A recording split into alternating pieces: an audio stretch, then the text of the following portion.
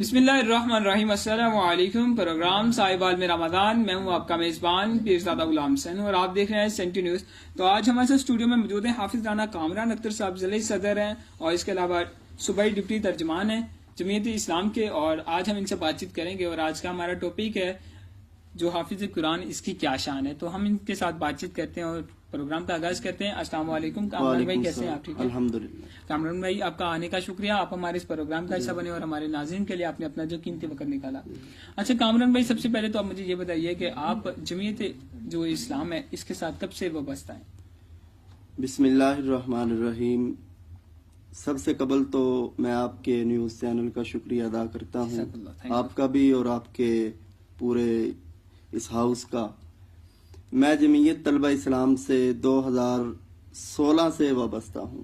میں 2016 میں جمعیت طلبہ اسلام ملکہ ہانس کا سینئر نائب صدر بنا، اس کے بعد ضلع پاک پتن کا ضلعی صدر بنا، اس کے بعد اللہ رب العزت نے آپ جیسے دوستوں کی دعاؤں کے ساتھ ترقی دی، صوبائی ڈپٹی ترجمان بنا، الحمدللہ۔ ماشاء اللہ۔ اچھا، آج ہمارا جو ٹاپک ہے وہ حافظ قرآن کی شان ہے۔ تو آج ہمارے جو ناظرین ہیں ہم ان کو یہ بتانا چاہتے ہیں کہ ایک حافظ قرآن کی کیا شان ہے، کیونکہ آج کل جو حافظ قرآن ہے اس کو ذہنی انتشار کا شکار بنایا جاتا ہے کہ آپ جو ہے نا قرآن پاک نہ حفظ کریں، یا پھر جو دینی تعلیم اسے نہ حاصل کریں، یا پھر جو دوسری تعلیم اسے حاصل کریں، اس کا زیادہ بینیفٹ ہے۔ اس حوالے سے آج کا ہمارا جو ٹاپک ہے اس حوالے سے ہم بات چیت کریں گے، اور جو ہمارے ناظرین ہیں ان کو جو یہ غلط مائنڈ سیٹ بنا اسے کلیئر کرنے کی کوشش کریں گے۔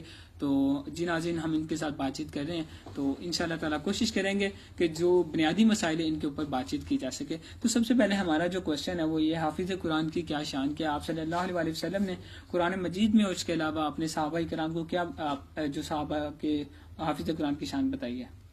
محترم پیر صاحب، عرض یہ ہے کہ اللہ رب العزت نے قرآن پاک کے اندر ارشاد فرمایا، انا نحن نزلنا الذکر و انا لہ لحافظون، کہ ہم نے اس کتاب کو اتارا ہے اور اس کی حفاظت بھی ہم نے اپنے ذمہ لی ہے۔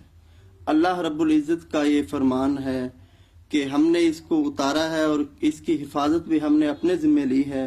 تو اس حفاظت کے لیے اللہ رب العزت نے کس بندے کو چنا ہے، کن شخصیات کو چنا ہے، وہ آپ جانتے ہیں کہ وہ حافظ قرآن ہے۔ اللہ رب العزت نے حافظ قرآن کو یہ مقام دیا ہے کہ اس کے دل میں اپنے قرآن پاک کو رکھ دیا ہے، اس نے قرآن پاک کو یاد کیا ہے۔ اور حافظ قرآن کی یہ فضیلت ہے کہ ایک حافظ قرآن قبرستان سے جب گزر جاتا ہے تو 40 دن تک ان کو مردوں کو عذاب قبر نہیں ہوتا۔ یہ حافظ قرآن کی شان ہے، ماشاءاللہ۔ اچھا، یہ تو ہوگی حافظ قرآن کی شان جو آپ صلی اللہ علیہ وسلم نے جو فرمائی، قرآن پاک میں بھی فرمائی۔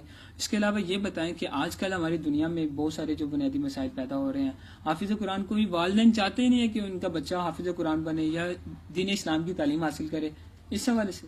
محترم پیر صاحب، یہ ایک بین الاقوامی سازش کے تحت ہمیں اس چیز سے دور کیا گیا ہے کہ قرآن پاک سے جب دور ہوں گے تو لوگوں کے نظریات پر وار کرنا ہمارے لیے آسان ہوگا۔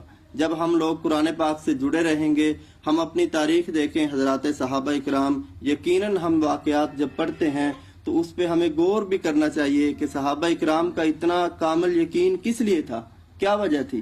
یقین جانے ان کے پاس اللہ کے رسول صلی اللہ علیہ وسلم کی محبت تھی، اور یہ قرآن پاک ان کے پاس تھا، محفوظ تھا، قرآن پاک پہ وہ عمل کرتے تھے۔ اس وجہ سے ہمیں اس چیز سے دور کیا جا رہا ہے کہ قرآن پاک سے جب یہ امت ٹوٹ جائے گی تو ان سے جو بھی کام ہم لینا چاہیں وہ لے سکتے ہیں۔ ایک حافظ قرآن جب بن جاتا ہے تو وہ سب سے پہلے اس کا کیا مقصد ہونا چاہیے، وہ سب سے پہلے کیا کرے؟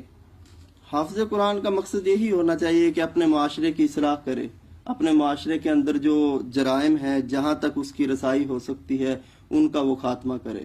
اور حافظ قرآن کا جو ان فیوچر کیا، یعنی کہ مقصد زندگی کا آگے کیا مقصد ہو سکتا ہے؟ ایک قرآن پاک تو اس نے جو اسے یعنی کہ زبانی یاد کر لیا ماشاءاللہ، اس کے بعد ان فیوچر وہ کیا کر سکتا ہے؟ زندگی کا مقصد اس کا یہ ہو، اگر وہ چاہتا ہے کہ مزید میں اس کے اندر ترقی کروں تو وہ عالم دین بنے، قرآن پاک کی تشریح کو سمجھے، قرآن پاک کو سمجھے۔